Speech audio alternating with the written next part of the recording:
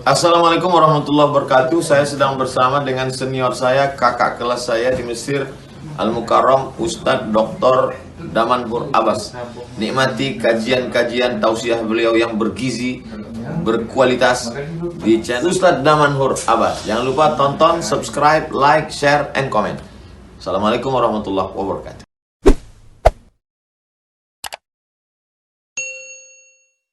Assalamualaikum warahmatullahi wabarakatuh. Alhamdulillah bi ni'matihi tatimmus shalihat wa bi fadlihi tatanazzalul barakat. Asyhadu an la ilaha illallah lahu da'watul haqq harisun 'alaiha wa ujaba tabshiri biha wal takum minkum ummatun yad'una ila al-khair wa ya'muruna bil ma'ruf wa yanhauna 'anil munkar wa ulaika humul muflihun. وأشهد أن محمدًا عبده ورسوله بلغ الرسالة وأدى الأمانة ونصح الأمة وكشف الغمة حتى أتانا اليقين ليلها كنهارها لا يزيغ عنها إلا هالك. اللهم صل وسلم وبارك وأنعم على حبيبنا وشفيعنا وزخرنا ومولانا محمد وعلى أزواجه أمهات المؤمنين وذرياته وآل بيته وأصحابه أجمعين. Rabbi shrah li sadri wa yassir li amri wahlul 'uqdatam min lisani yafqahu qawli, amma ba'd. Para asatiz yang saya muliakan, ayah bunda yang saya cintai, dan bapak ibu jemaah salat maghrib menjelang isya yang dirahmati Allah, marilah senantiasa kita panjatkan puji dan syukur kepada Allah yang telah memberikan nikmat iman kepada kita sehingga kita dapat beriktikaf di rumah Allah. Semoga ini menjadi amal jariyah yang akan dapat memperberat mizan kita nanti di hari akhirat. Salat dan salam mari sama-sama kita panjatkan kepada junjungan kita Nabi besar Muhammad sallallahu alaihi wasallam yang telah mengajarkan kepada kita segala aspek tatanan kehidupan sehingga kita mengisi ruang waktu dalam menjalani kehidupan ini sesuai dengan apa yang diperintahkan oleh baginda Rasulullah sallallahu alaihi wasallam. Kita tidak tahu apa yang harus kita lakukan setelah melaksanakan salat Idul Fitri kemarin. Rasul mengajarkan kepada kita untuk melengkapi puasa kita dengan puasa 6 hari di bulan ini. Ini merupakan sebuah kajian secara saintis pada saat Rasul mengatakan barang siapa yang berpuasa 6 hari setelah Ramadan, maka dia telah berpuasa setahun penuh. Dikarenakan apa? Dikarenakan satu hari itu dikali dengan 10, sehingga pada saat kita berpuasa 30 hari itu dihitung dengan 300, sedangkan 6 hari yaitu dengan 60, sehingga jumlah hari apabila kita melakukan puasa penuh 1 bulan dan ditambah dengan 6 hari, berarti kita sudah berpuasa setara pahalanya dengan 1 tahun penuh berpuasa. Ini bisa dilogikakan secara saintis. Kenapa Rasul mengatakan berpuasa sebulan penuh di bulan Ramadan dan ditambah dengan 6 hari, ini merupakan sama seperti berpuasa setahun penuh. Maka ini kesempatan bagi kita. Ada di antara jamaah yang memang memilih waktu, begitu setelah hari raya Idul Fitri dia langsung mengambil puasa sunatnya. Hari kedua boleh, tidak ada masalah. Ada yang mengambil Senin Kamis, ada yang mengambil setelah 1 pekan setelah Lebaran, ada yang mengambil di akhir bulan. Sehingga kalau seandainya dia berbuka maka tidak akan pernah bisa berpuasa 6 hari. Terserah. Yang penting dia melakukan puasa 6 hari di bulan yang mulia ini. Karena itu merupakan salah satu bagian dari kita untuk mengisi ketaatan kita, kesalehan kita bukan hanya di Ramadan.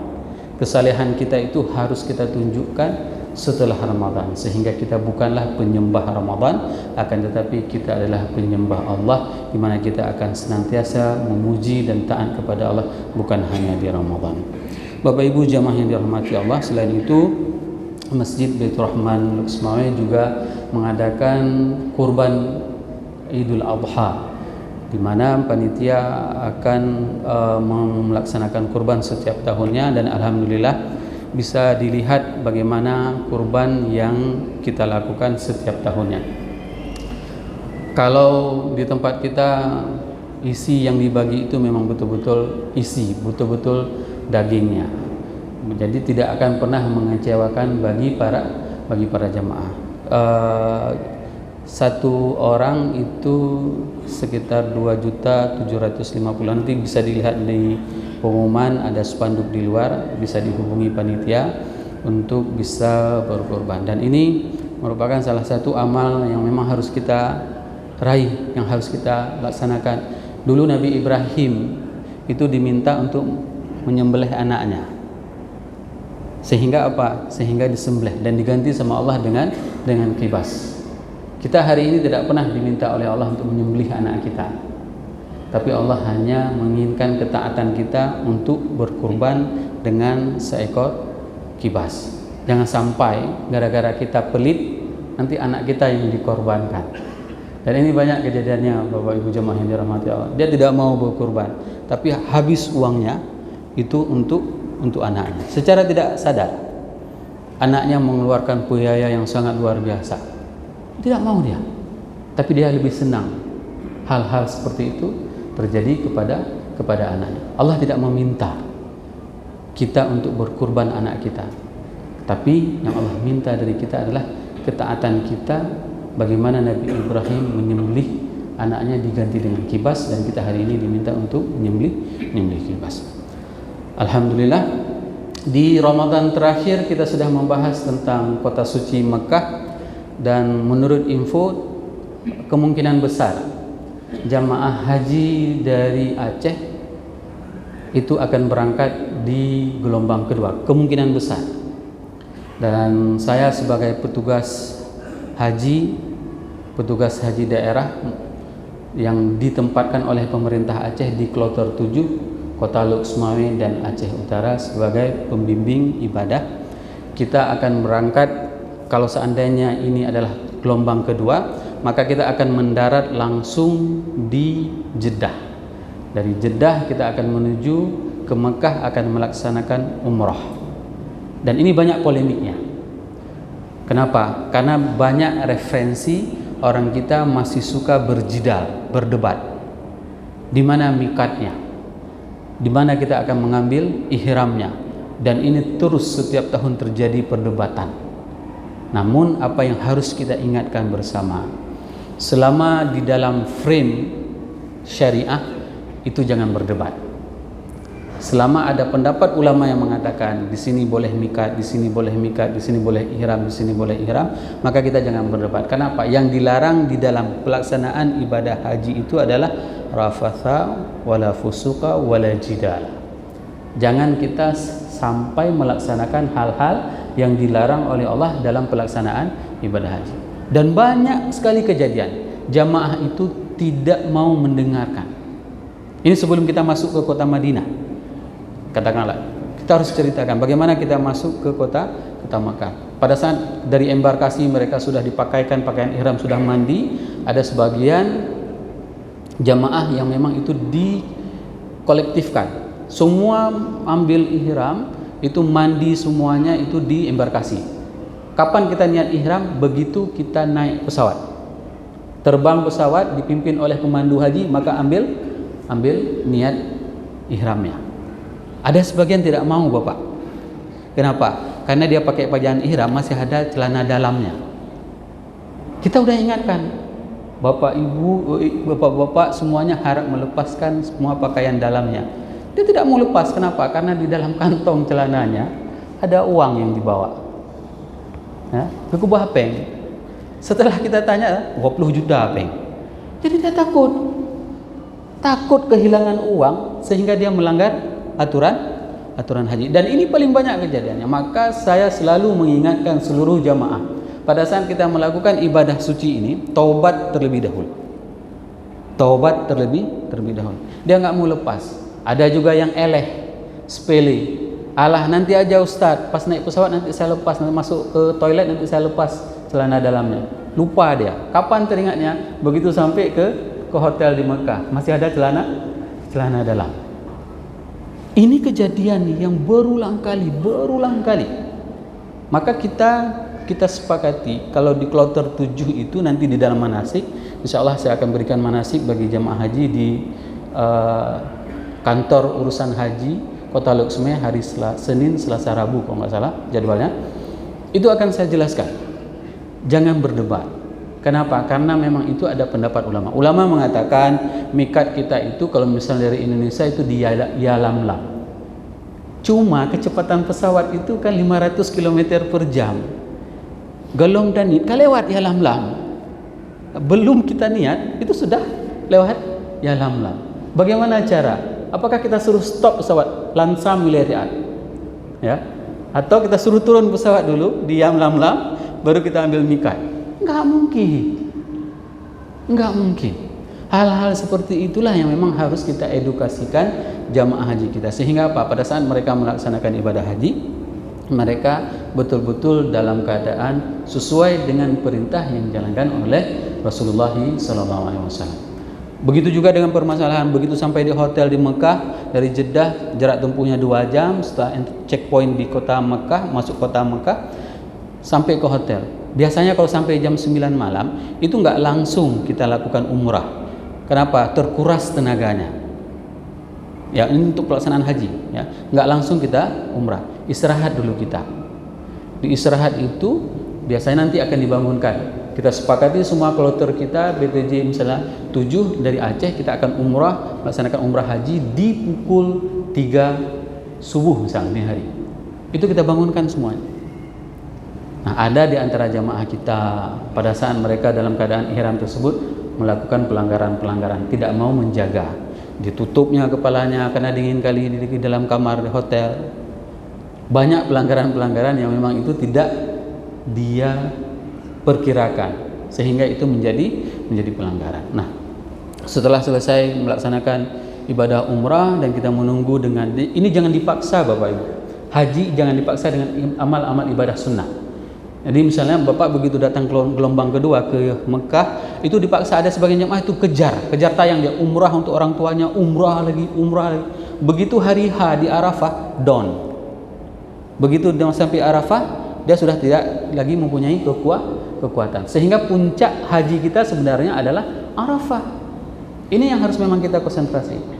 Pergi kita ke masjid, jangan kita bolak-balik. Kita pergi misalnya waktu zuhur, kapan kita pulang? Habis isya, pergi lagi kita jam 4, kapan lagi pulang? Setelah subuh. Seperti itu diatur ritme ibadah kita. Jangan pula kita di Mekah tidak mau salat ke Masjidil Haram. Mohon maaf, mungkin dikarenakan terjadi perbedaan dalam mazhab fikih misalnya. Kenapa? Misalnya kalau subuh di Masjidil Haram tidak baca kunut, sehingga kita tidak mau pergi sembahyang di Masjidil Haram. Walaupun ada pendapat ulama, Imam Nawawi mengatakan semua ibadah di dalam tanah haram itu sama dilipat gandakan. Tapi kenapa tidak kita pergi juga ke Masjidil Haram? Ya, pada saat imam tidak baca kunut, misalnya yang baca kunut silahkan baca kunut. Dan itu kan sudah dijawab oleh Syekh Syama'un kemarin di dalam bulan puasa. Bagaimana hukumnya pada saat imam tidak baca kunut, kita makmum baca kunut? Enggak apa-apa kata Syekh Syama'un. Inilah yang dinamakan dengan bahasa Acehnya lugowo, ya, berlapang dada dalam hal fikih. Dan ini harus kita terapkan karena 100.000 kali pahalanya, setara dengan 2 tahun. 1 kali kita salat di Masjidil Haram itu balasannya itu 2 tahun. 2 tahun kita salat. Kalau untuk salat di luar itu 2 tahun. Kalau di Masjid Nabawi, maka pahala yang kita akan perolehi itu adalah setara dengan 10.000 kali lipat atau 74 hari. 1 kali kita sembahyang di Masjid Nabawi, maka pahalanya itu adalah 74 hari. Sembahyang duhur 1 kali itu sama dengan pahalanya 74 hari. Baik, Bapak Ibu jemaah yang dirahmati Allah, kita akan membahas tentang Madinah. Semoga waktunya cukup. Madinah dikatakan dengan Madinatun Nabi, adalah kota Nabi, di mana 200 tahun sebelum masuk Rasulullah SAW, kota tersebut adalah kota yang terjadi peperangan antara Aus dan Khazraj. Ini 2 buah suku yang berperang selama 200 tahun lebih. Bayangkan permusuhan mereka, bukan seperti konflik yang terjadi di Aceh. Ya, konflik di Aceh hanya beberapa tahun, tapi Madinah itu konfliknya itu adalah 200 tahun. Kalau seandainya kita mau menafkahkan seluruh apa yang ada di atas muka bumi untuk menyatukan hati mereka, kita tidak akan pernah bisa. Itu diungkapkan di dalam Al-Quran. Akan tetapi Allah lah yang menyatukan hati kedua suku tersebut. Ini hikmah yang paling terbesar pada saat kita berbicara tentang Madinah. Nah, seberapa jauh luas Madinah itu adalah 12 mil. Kalau Bapak Ibu pernah melihat di dalam Google Map, itu akan ada ring roadnya yang melingkari Madinahnya. Itulah kota suci. Kota suci di mana selama 10 tahun lebih malaikat naik turun menyampaikan risalah wahyu. Para sahabat, mereka tidak kenal dengan namanya malaikat Jibril. Namun dikarenakan mereka duduk di kota tersebut, mereka lagi pengajian seperti ini dengan Rasul, masuk malaikat, duduk di hadapan Rasul, bisa melihat langsung wajah malaikat. Di mana? Di kota Madinah. Bisa dibayangkan bagaimana suasananya. Suasana yang sangat spektakuler. Mereka bisa melihat langsung malaikat. Kenapa? Karena ada sosok Rasulullah SAW. Inilah hebatnya kota tersebut. Bahkan ada seorang ibu tua, seorang istri yang menceritakan tentang keluh kesah keluarganya, ya, sebagaimana yang diungkapkan dalam surat Mujadalah. Beliau mengatakan tentang rumah tangganya, qad sami'allahu qaulal ladzi tujadiluka fi zawjiha. Allah telah mendengar bagaimana keluh curhat seorang wanita tentang suaminya. Bagaimana curhat tersebut? Ibunda Aisyah mengatakan sendiri, aku tidak tahu apa yang dibicarakan oleh perempuan itu. Terdengar sayap-sayap suaranya, tapi keluh kesah tersebut didengar langsung oleh penduduk lain. Ini kehebatan kota Madinah tersebut. Dan saya sering mengulangi bahwasanya Imam Syafi'i setiap masuk kota Madinah, beliau tidak pernah duduk di atas unta. Beliau turun dari untanya. Kenapa? Karena menghargai Rasulullah SAW yang dikebumikan di kota tersebut. Kita nggak mungkin, Pak, misalnya kita naik bus masuk ke kota Madinah, kita bilang sama supir, Pak, turun Pak, kami mau jalan kaki, nggak akan sampai nanti ke hotel.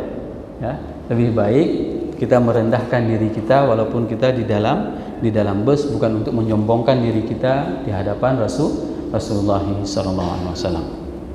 Bapak Ibu jemaah yang dirahmati Allah, di Masjid Nabawi ini merupakan masjid yang memang diwakafkan oleh Rasulullah SAW.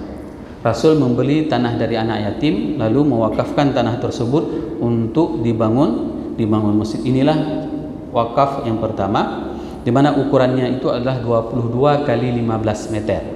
Ya. Dan ini adalah pusat peradaban. Di mana pusat peradabannya? Sebagaimana kalau kita melihat di dalam struktur Masjid Nabawi. Ini dibayangkan sebelah belakang saya ini adalah kiblatnya. Sebelah kanan itu ada saf pertama. Itu tidak ada sejarahnya. Di saf kedua di Masjid Nabawi itu tertulis namanya Ustuwanatus Sarir, tiang tempat tidur. Itulah kasur Rasulullah SAW. Makhluk yang paling mulia di atas jagat raya tertidur dan tidur malam di tiang tersebut. Tiang dari pohon kurma. Coba bayangkan hari ini di mana kita tidur, Bapak Ibu jemaah yang dirahmati Allah? Di atas spring bed paling tidak. Paling rendah di atas kasur kapuk. Tapi di mana Rasul tidur? Di tiang pohon kurma. Disitulah Rasul bersandar diri dan tidur malam. Sehingga apa? Para sahabat sedih melihat. Begitu Rasul terbangun dari tempat tidurnya, dilihat ada bekas pelepah kurma di sini, ada bekas kurma. Diminta oleh para sahabat, wahai Rasulullah, engkau adalah penguasa di timur dan di barat. Engkau adalah makhluk yang paling mulia di atas jagat raya. Biarlah kami membuat kasur untukmu beristirahat. Apa dijawab oleh Rasulullah? Mali ana walid dunia. Apa urusan saya dengan dunia? Begitulah sosok Rasulullah SAW yang sangat sederhana. Dia tidak mau disibukkan dengan dunia, dan dia memfokuskan dirinya untuk menjadi hamba yang bersyukur kepada Allah. Nah, dari rumah Rasul sampai dengan mimbarnya itu dinamakan dengan Rawdatun min Riyadil Jannah, yaitu taman surga. Taman surga itu para ulama mengatakan itu adalah bongkahan surga, tanah dari surga yang diletakkan di situ. Sehingga siapapun yang berada di dalam Rawdah, dia berada di dalam surga. Dulu pada saat kami masih kuliah, tidak ada aturan untuk masuk Rawdah. Alhamdulillah masih diberikan kesempatan seperti itu. Tidak ada aturan, tidak ada tasrih, tidak ada schedule, nggak ada. Kapanpun kita bisa bangun tengah malam jam 2 pergi sembahyang ke Masjid Nabawi jam 2. Setelah itu begitu dibuka Rawdah, langsung kita bisa masuk. Dan berapa lama? Terserah, tergantung faktor keimanan istilah kami. Kalau baik-baik kita berdoa, itu nggak diusir-usir kita. Tapi ada juga orang bagus salat 2 rakaat udah ruh sama orang Arab itu, sama polisi itu. Ada yang memang salat dia dari jam 3 malam sampai setelah subuh dia berada di Rawdah. Apa yang dia lakukan? Nah, yang perlu kita lakukan bersama-sama kalau ini punya kesempatan bagi kita adalah salat di tempat tiang Ustuwanatus Sarir tadi. Itu memang nggak bisa salat di depannya. Kenapa? Karena itu sudah dibuat dinding kubur Nabi. Jadi kita salat di sampingnya. Tak musadi rohina. Supaya apa? Beginilah Rasul dulu bersandar. Salat di situ. Lihat di tiang pertama ada tulisan Ustuwanatus Sarir. Di tiang kedua ada namanya Ustuwanatul Haris, yaitu tempat Ali bin Abi Thalib menjaga Rasulullah sallallahu alaihi wasallam. Ali menjaga Rasul lagi ngapain, lagi salat, lagi apapun itu dijaga oleh bodyguardnya, yaitu Ali. Di tiang ketiga itu ada yang dinamakan dengan Ustuwanatul Wufud, yaitu tiang di mana delegasi-delegasi yang ingin ketemu sama Rasul akan ketemunya di tiang tersebut. Jadi mereka tidak bisa akses langsung dengan Rasulullah tanpa setelah adanya ACC dari Ali. Begitulah Ali memproteksi Rasulullah SAW. Dan itu masih di dalam Rawdah. Kalau sekarang Rawdahnya itu sudah dipagari, sudah ditarik dengan tabing. Nah, tabing yang terakhir wufud itu adalah masih masuk di dalam tabing Rawdah. Upayakan kalau ada kesempatan salat di tiap tiang tersebut. Nah, ada tiang yang berikutnya itu adalah Ustuwanatul Thayyibah. Ini berada di mimbar Rasul, di samping mimbar Rasul. Kalau ini ada dulu tempat Rasul berdiri, Rasul memegang pohon kurma tersebut. Pohon itu adalah yang dipegang oleh Rasul sebagai sandarannya. Tapi begitu ada mimbar Rasul dibuat, Rasul tidak lagi pegang pohon kurma tersebut, sehingga pohon kurma tersebut menangis. Ini bukan cerita dongeng. Ya, para sahabat semua mendengarkan suara tangisan tersebut. Lalu mereka menanyakan, suara tangisan apa itu wahai Rasulullah?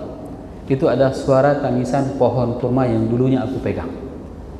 Dia menangis karena hari ini dia tidak aku pegang lagi. Siapa di antara kita yang pernah dipegang oleh Rasul? Pernah digusuk kepala oleh Rasul? Pernah dibelai oleh Rasul? Ini adalah harapan pada saat kita melaksanakan sunnah-sunnah yang diperintahkan oleh Rasulullah SAW. Mendoakan supaya kita digusuk kepalanya sama Rasul. Semoga digusuk dada kita sama Rasul. Ini yang harus kita lakukan.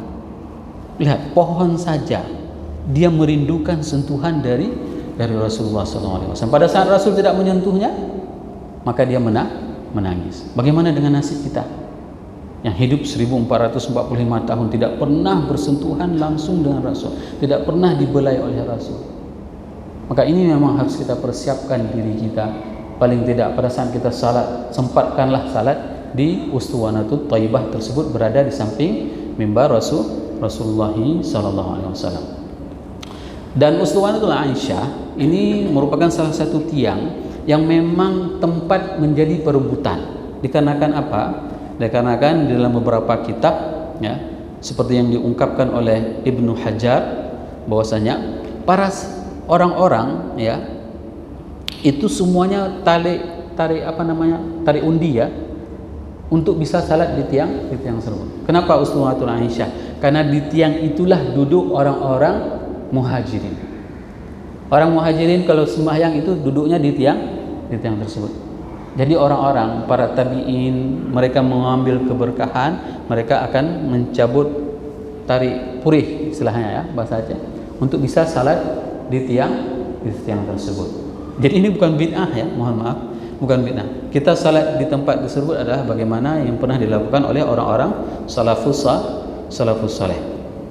Sehingga Imam Ibnu Zubair Ibnu Habib beliau mengatakan bahwasanya kalau orang tahu maka mereka akan berebut untuk salat di Wuswanatul Aisyah. Pasti akan berebut. Cuman sayangnya jamaah kita tidak tahu tempat-tempat sejarah tersebut. Bapak Ibu jamaah yang dirahmati Allah, Uswanatul Taubah itu adalah di mana sebuah tiang ada seorang sahabat yang tidak perang, yang tidak ikut perang. Maka dia mengikat dirinya di tiang tersebut. Ada riwayat mengatakan selama 10 hari, ada yang mengatakan selama 15 hari. Dia tidak kemana-mana, mengikat dirinya. Dan tidak boleh satu orang pun berbicara dengan dia. Itu hukuman dari Allah. Coba bayangkan. Hari ini, kita kalau seandainya melakukan kesalahan, tidak bisa seperti mereka. Sehingga apa? Langsung turun pengampunan dari Allah tentang kemaksiatan yang mereka lakukan. Itu hebatnya para sahabat. Ayat itu turun dikarenakan dia. Itu kelebihan para sahabat. Kelebihan para sahabat itu adalah ayat itu turun dikarenakan dia. Maka hari ini pada saat ada orang yang melakukan kesalahan, kemaksiatan dan Allah belum mencabut nyawanya, maka hadirkanlah rasa seperti itu. Bahwasanya Allah juga akan mengampuni dosa-dosanya sebagaimana Allah mengampuni dosa-dosa yang dilakukan oleh orang-orang terdahulu. Ini sejarahnya Uswanatul Taubah. Dan tempat yang memang masih selalu dikunjungi oleh Rasul pada saat beliau masih hidup, bahkan menjelang pada saat beliau wafat. Beberapa hari sebelum beliau wafat, itu adalah Jannatul Baqi. Jannatul Baqi itu merupakan salah satu perkuburan yang memang dimakamkan orang-orang soleh, sahabat-sahabat Rasul. Ibunda Aisyah, Utsman bin Affan, itu semuanya dimakamkan di Baqi. Maka hadirkanlah rasa untuk kita untuk menziarahi Jannatul Baqi. Ini harus kita lakukan. Kalau misalnya hari ini kita tidak boleh lagi berziarah Rasul, maka kita boleh berziarah melalui dari jauh. Kenapa? Rasul sendiri mengatakan barang siapa yang menziarahiku pada aku tidak ada lagi, maka sama seperti dia menziarahiku pada saat aku masih hidup. Hadirkan rasa itu. Kalau dulu masih bebas Pak, kita masuk dari Babu Salam. Masuk dari Babu Salam itu langsung lurus jumpa sama kubur Rasulullah, Abu Bakar sama Umar. Bisa langsung kita hadapkan tangan kita, lepaskan kerinduan kita, ya. Kita katakan semuanya kepada Rasulullah. Apa keluh kisah kita? Bagaimana nasib umat Islam hari ini tanpamu? Dan apa yang harus saya pertanggungjawabkan di hadapanmu nanti tentang umat Islam yang begitu lemah? Katakan kepada Rasul bahwasanya aku datang dari jauh dari Aceh untuk menziarahimu. Setelah sekian lama aku kumpulkan uang untuk bisa beribadah dan menziarahimu. Maka berikanlah kepada aku dan seluruh keluarga aku. Pintalah kepada Allah wahai Rasulullah untuk diberikan syafaat. Ini pada saat kita ziarah, kita ungkapkan kerinduan kita kepada Rasulullah. Bisa dibayangkan hari ini kalau seandainya kita punya kesempatan untuk menziarahi Rasul pada saat hidup. Itulah kesempatan bagi kita, walaupun Rasul sudah meninggal, pada saat kita menziarahinya, maka kita sama seperti menziarahinya pada saat beliau masih hidup. Hadirkan, jangan malas. Jangan cuma yang dia ziarahin itu adalah toko kurma, toko parfum. Itu yang setiap hari dia ziarahin. Ya. Setiap hari pulang ke masjid buat tentengan. Ya, bukan salah, tapi jangan lewatkan setiap hari, setiap kita pergi ke Masjid Nabawi ziarahi Rasul. Apa keluh kesah kita? Sampaikan kepada Rasulullah SAW. Sampaikan kalau seandainya ada anak kita sampai dengan hari ini tidak mau salat, kita sampaikan keluh kesah kita kepada Rasulullah, dan supaya Allah memberikan hidayah kepada keluarga kita. Ini salah satu keistimewaan pada saat kita berada di Madinah Al-Munawwarah. Nah, di Baqi tersebut saya ingin ceritakan salah satu sosok guru saya. Nama beliau adalah Syekh Muhammad Al-Ghazali. Beliau adalah ulama di Mesir yang menghidupkan Masjid Amr bin As. Masjid Amr bin As, kalau seandainya kita pergi sembahyang di akhir Ramadan, 10 Ramadan, itu harus berangkat dari Madinatun Nas, itu sekitar duhur. Duhur kita pergi itu baru ada 4 sampai ke masjid. Coba bayangkan, itu 10 akhir. Dan di sana hebat sekali. Suatu hari mudah-mudahan Masjid Baitur Rahman bisa juga seperti itu. Itu disediakan kasur sepanjang masjid. Tapi tidak ada yang tidur, tidak ada yang main HP. Waktu itu memang tidak ada HP. Semua orang ibadah. Begitu waktu ibadah sembahyang qiyamul lail, itu mereka semua gulung kasurnya langsung sembahyang. Sampai berapa? 4 kilometer orang sembahyang qiyamul lail. 4 kilo. Coba bayangkan. Belum ada tempat kita. Dan kita memang sangat mendambakan suasana ibadah seperti itu di tanah ini. Mereka sangat luar biasa. Itu menangis. Apalagi yang menjadi imam itu adalah Syekh Muhammad Jibril. Begitu dia bacakan juz misalnya 27, orang semua menangis. Kenapa menangis? Tahu arti. Kita begitu lama sedikit dibaca sama imam, trip dah. Alat mujid bagah baca tu imam. Banyak sekali komplain dari kita pada saat imam membacakan. Di sana 1 malam 1 juz itu sudah biasa. Bahkan ada beberapa masjid sampai dengan 3 juz. Nah, Imam Syekh Muhammad Ghazali ini yang menghidupkan masjid yang dibangun pertama sekali oleh Amr bin As. Beliau dikebumikan di Baqi. Kenapa? Karena salah seorang ulama besar dari Madinah namanya Syekh Muhammad As-Sanqiti, beliau bermimpi ketemu sama Amr bin As. Amr bin As mendatangi Syekh Muhammad As-Sanqiti 3 malam berturut-turut mengatakan, katakan kepada Ghazali aku telah memaafkannya. Katakan kepada Ghazali aku telah memaafkannya. Katakan kepada Ghazali aku telah memaafkannya. 3 malam berturut-turut. Dipanggillah Syekh Muhammad Ghazali oleh Syekh Muhammad As-Sanqiti. Ghazali, tolong datang ke rumah saya. Ini beliau sakit mau meninggal. Ada apa kamu dengan Amr bin As? Tidak ada. Maka pada saat itu disampaikanlah, kenapa Amr bin As mengatakan telah memaafkan kepadamu? Barulah di situ Syekh Muhammad Ghazali menangis. Ternyata beliau pernah kecewa. Kenapa Amr bin As tidak mau mendukung keputusan Ibunda Aisyah? Hanya itu. Maka sungguh naif apabila ada jamaah yang memanggil para sahabat dengan namanya saja. Ya, siapa itu? Al-Ahti Jabir. Emang Anda siapa? Memanggil para sahabat itu dengan nama seperti itu. Siapa Anda? Kalau memang kita ini hebat, kita tentu akan dipilih oleh Allah untuk hidup pada saat itu. Tapi kita tidak dipilih. Kita sengaja dipilih untuk hidup hari ini. Kenapa? Karena mungkin kalau seandainya Allah memilih kita pada hari itu, kita termasuk pengikut, na'udzubillah, menjadi pengikutnya Abu Lahab. Awak koh relaunta Nabi mendung. Tapi kita dipilih hari ini supaya apa? Supaya ada rasa cinta di dalam jiwa kita kepada Rasulullah SAW. Maka ziarah kepada Baqi kalau bisa tiap hari. Oke, Masjid Quba ini adalah masjid yang pertama sekali didirikan oleh Rasulullah SAW pada saat beliau memasuki kota Madinah. Rasul sunnahnya berjalan kaki dari Madinah ke Masjid Quba hari Sabtu. Kalau Bapak Ibu berada di Madinah pas di hari Sabtu, cobalah sekali-sekali coba jalan kaki. Enggak jauh, 7 kilo saja. Nah, kalau sanggup, baik begah cinta Rasul, baik begah sunnah Rasul. Ini cerita sunnah Rasul pas saat alasan untuk nikah 2 saja. Nah, coba sekarang buktikan, ya, sunnah Rasul kita mencintai, jalan kaki kita hari Sabtu dari Madinah ke Masjid Quba. Begitu itu dengan berwudu, ya, dengan berwudu dari rumah kita datang ke Masjid Quba, lalu kita salat 2 rakaat. Ini diantara sunnah yang dilakukan oleh Rasulullah SAW. Masjid Qiblatain adalah masjid pada saat turun ayat qad nara taqalluba wajhika fis sama falanwalliyannaka qiblatan tardaha.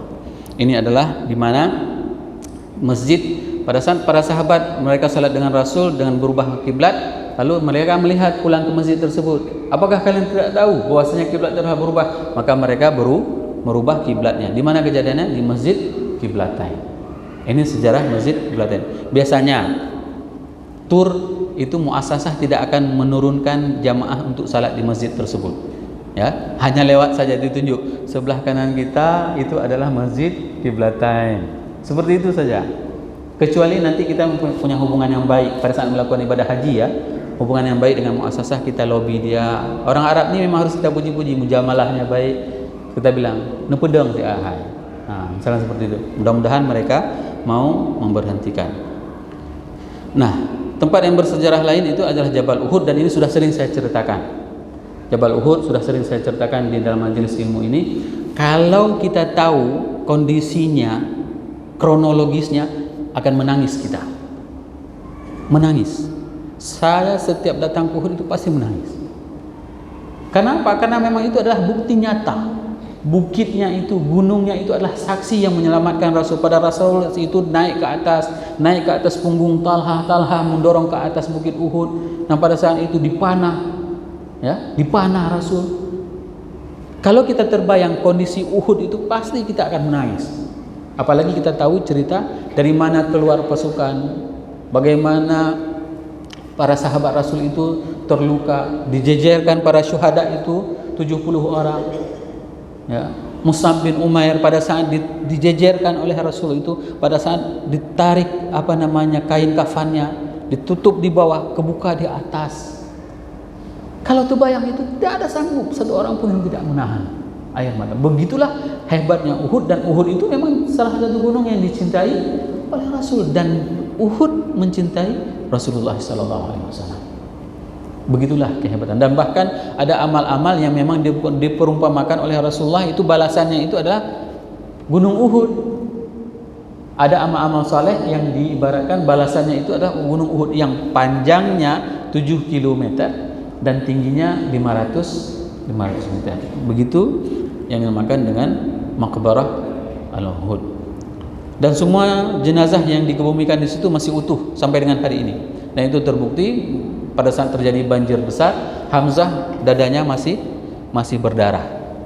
Ya, kenapa? Wahsy membelah dada Hamzah lalu mengambil hatinya, digigit oleh Hindun. Itu masih berbekas darah. Dan semua syuhada itu masih utuh sampai dengan hari ini. Badar, kalau di Badar itu kita bisa melihat langsung ada Jabal Malaikah, di mana kaum muslimin membelakangi matahari, dan di belakangnya itu ada sebuah gunung. Dari gunung tersebutlah turun malaikat. Berapa ribu malaikat? Malaikat itu beribu yang turun pada saat itu. Azannya. Nah, tempat ini penting bagi kita. Supaya apa? Supaya kita bisa menghadirkan rasa semangat keimanan kita. Kalau dulu mereka keluar dari rumah untuk berperang itu seperti ini. Kalau dulu mereka melakukannya seperti ini. Maka jangan pernah pada saat kita mengunjungi Madinah itu asal-asal. Sayang, keluar biayanya mahal, apalagi naik haji, tunggunya lama. Maksimalkan semaksimal mungkin untuk kita bisa beribadah di Madinah sebaik-baiknya. Nah, kenapa banyak jamaah kita, mohon maaf saya katakan sekali lagi, begitu misalnya di gelombang pertama jamaah haji, dia datang ke Madinah, dia fokus, dia kejar arba'in. Sebenarnya hikmah daripada Rasul mengatakan arba'in itu adalah seseorang itu dapat merubah habitnya, kebiasaannya, dengan 40 waktu dia melakukan salat berjamaah, maka dia akan terbiasa salat berjamaah. Tapi apa yang terjadi?